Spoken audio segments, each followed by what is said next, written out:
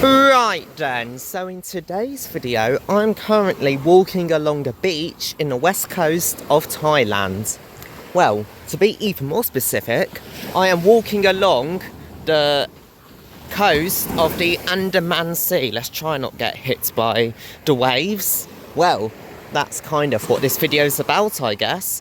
But yeah, going back to where I am. So yes, that sea over there is the Andaman Sea, which eventually is part of the Indian Ocean. So what is so special about this sea and this beach and this town? Well, the town that I'm in is called Khao Lak.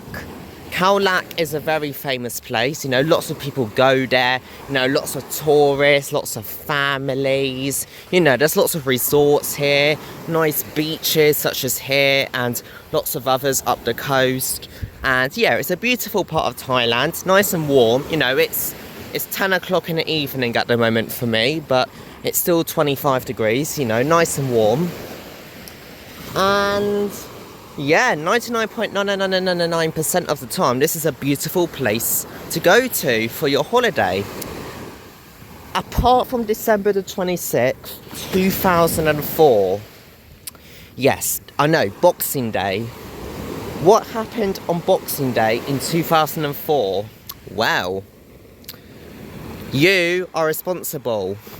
Well, it's actually the tectonics. Basically, the deadliest tsunami ever. Yeah, to put it in a nutshell, the deadliest tsunami ever occurred along, well, it affected a lot of countries surrounding the Indian Ocean.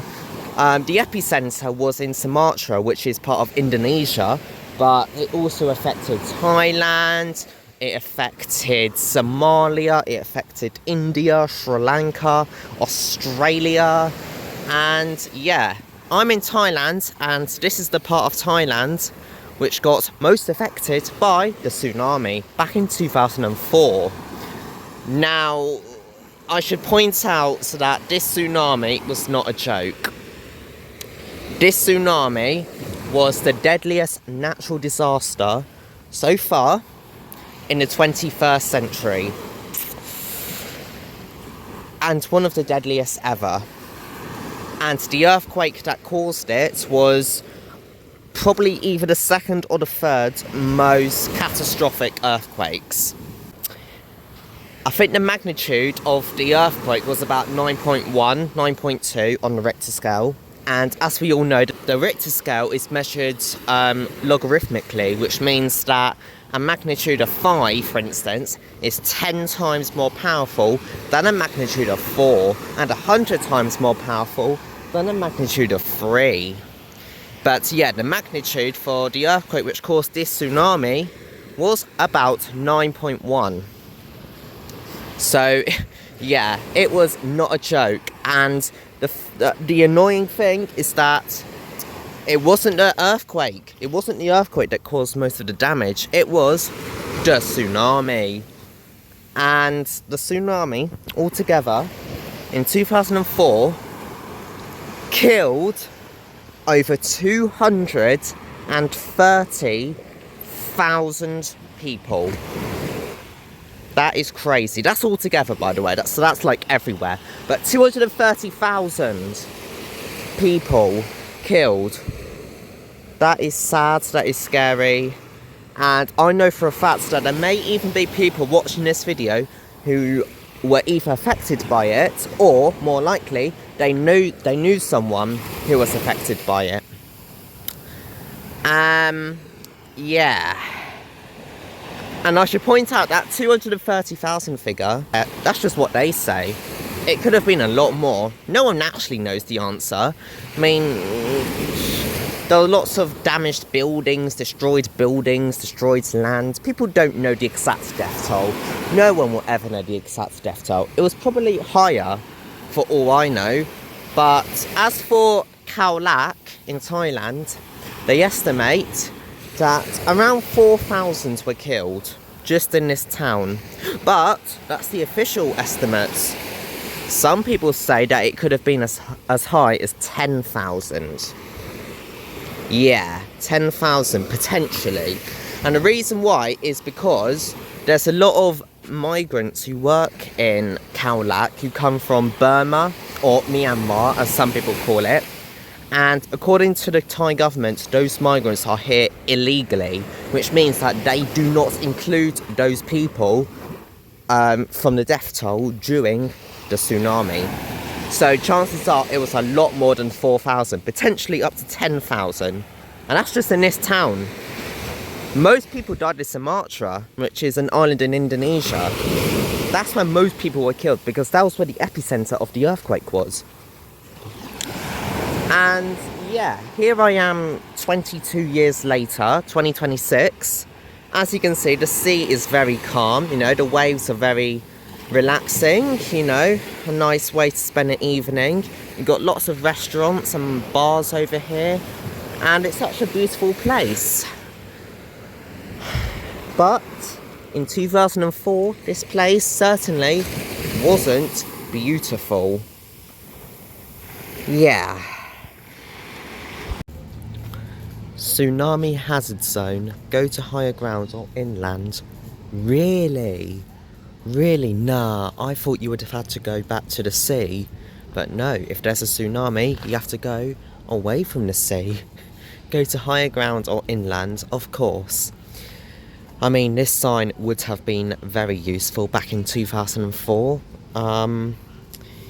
Yeah, you can see where we are. You can see all the arrows, so yeah, you can see that's where the, I guess, like, the alert tower was, or is.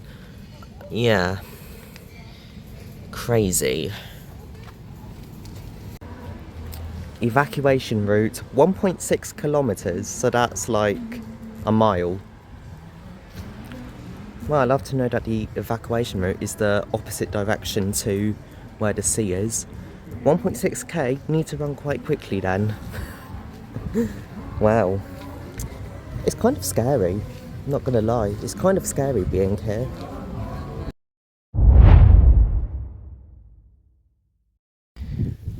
Right, so good morning everyone. So this particular boat that I'm showing you right now was the patrol boat 813.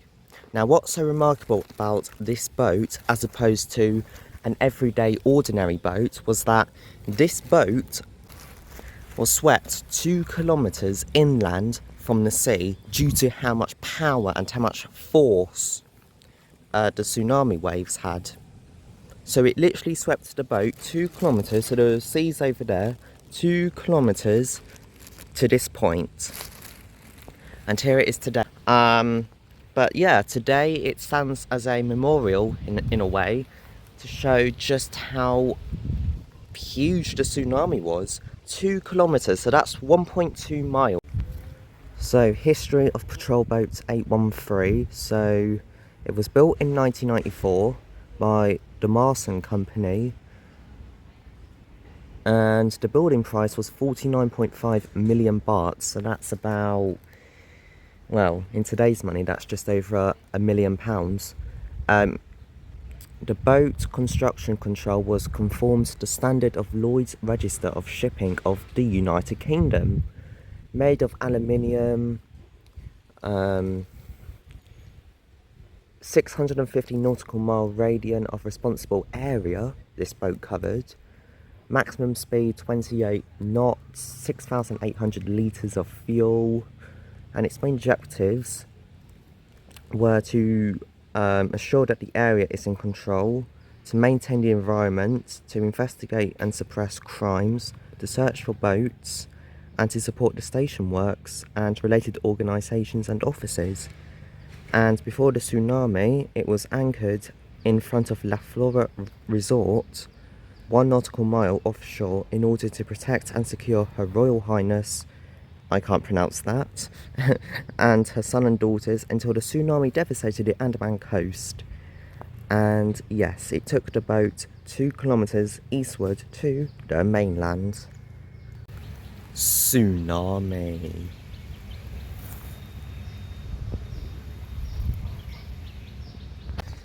So that was what the boat looked like, and Yeah, you can see this other vehicle just toppled over.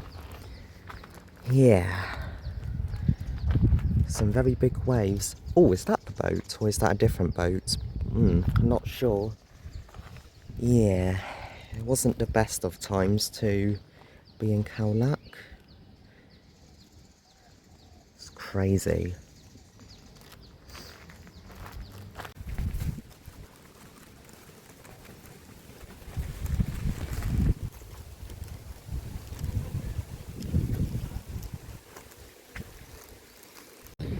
So this is the Tsunami Museum. Now unfortunately I wasn't able to take any photos or videos inside, which makes sense. So yeah, basically inside there's lots of photos and like information about the tsunami and stories of survivors, and it's very interesting.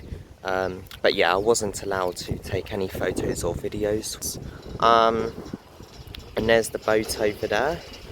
And yeah, I think I'm pretty much done with this place. So let's go to another destination.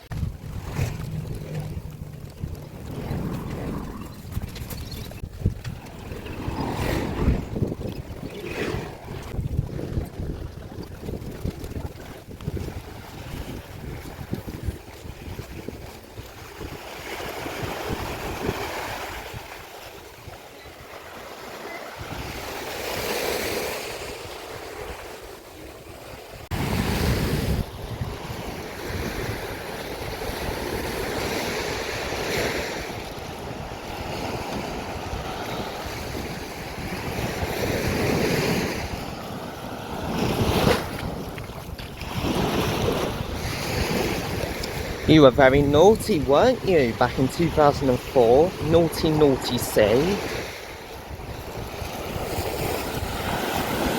Yeah, very naughty.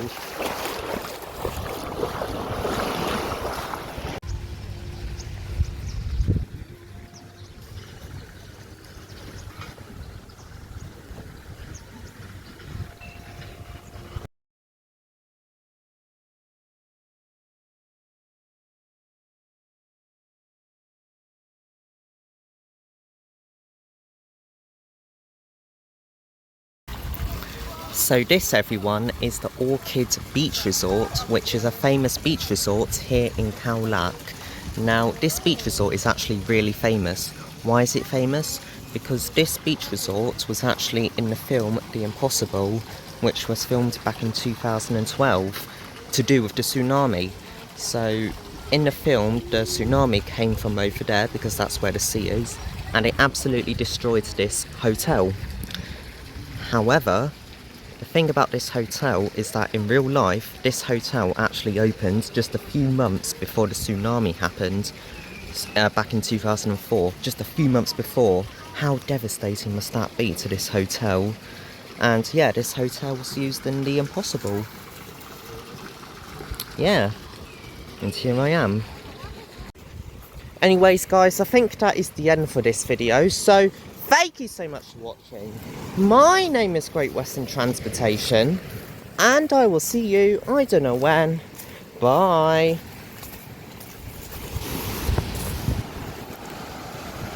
Beautiful sunset. Beautiful beach. Beautiful sea.